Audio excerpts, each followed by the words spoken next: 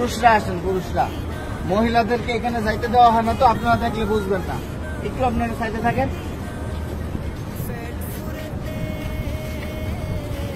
আমরা ভিতরে যাব হচ্ছে এইভাবে। আমাদের বাম দিকে থাকবে রওজা। রওজা থাকবে কি বাম দিকে। ভিতরে কথা বলার কোনো সুযোগ নাই, বেশি সময় দাঁড়ায় থাকারও সুযোগ নাই। প্রথম দুইটা ছিদ্র থাকবে, যে দুইটা ছিদ্রের ভিতরে কোনো কিছু নাই। কবরের জায়গা ফাঁকা আছে। এখানে হযরত ঈসা আলাইহিস সালাতু ওয়াস সালামকে দাফন করা হবে। ওই পাশে হচ্ছে হযরত ইমাম মাহদিকে দাফন করা হবে। তো এই যে প্রথম দুইটা ছিদ্র ফাঁকা, এখানে অনেকে দেখবেন সালাম দিতেছে, ভিড় লেগে আছে।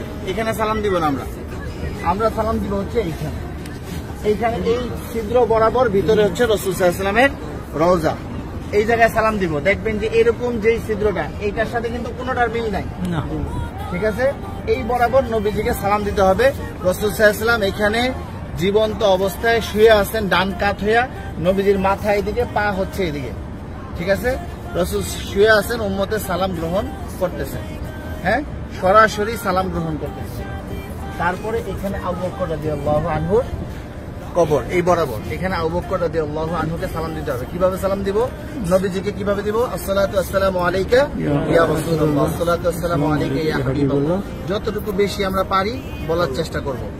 সালাম দেওয়ার সবচেয়ে সুন্দর সময় হচ্ছে রাত্রে 10:30টার পর থেকে নিয়ে রাত্রে 1টা-2টা পর্যন্ত ফাঁকা থাকে, ভিড় থাকে না। আর দিনের বেলা সকাল 7টা থেকে নিয়ে একেবারে জোহর পর্যন্ত কি ফাঁকা থাকে, ফাঁকা। আসরের সময় থেকে নিয়ে এশারের পর পর্যন্ত কি থাকে? ভিড় থাকে। যত বেশি পারেন নবীজিকে সালাম দিবেন।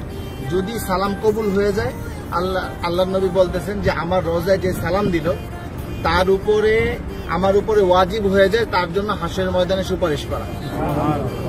আমার সালামটা যদি গ্রহণ করেন নবীজি, তাহলে আমাদের এটা নাজাতের উসিলা হয়ে যেতে পারে।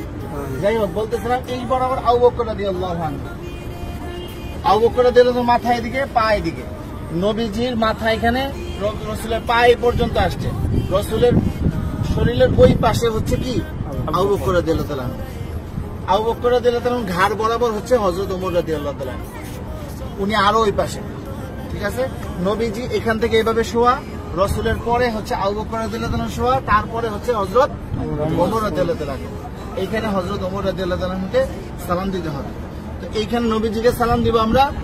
আর রাসূলকে অনেক মানুষ আমাদেরকে বলছে না সালাম দেওয়ার জন্য, তো আমরা নিয়ত করবো যে আমাদেরকে যত মানুষ সালাম দিতে বলছে তাদের সকলের পক্ষ থেকে সালাম, আসসালাতু ওয়াসসালামু আলাইকা ইয়া রাসূলুল্লাহ, ঠিক আছে?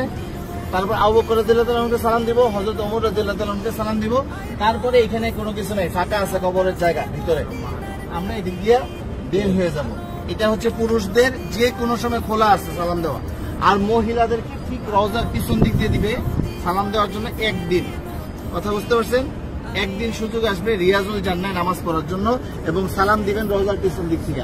আর মহিলারা বাহির দিয়া প্রতিদিনই সালাম দিবেন আপনারা বাহির থেকে। হ্যাঁ।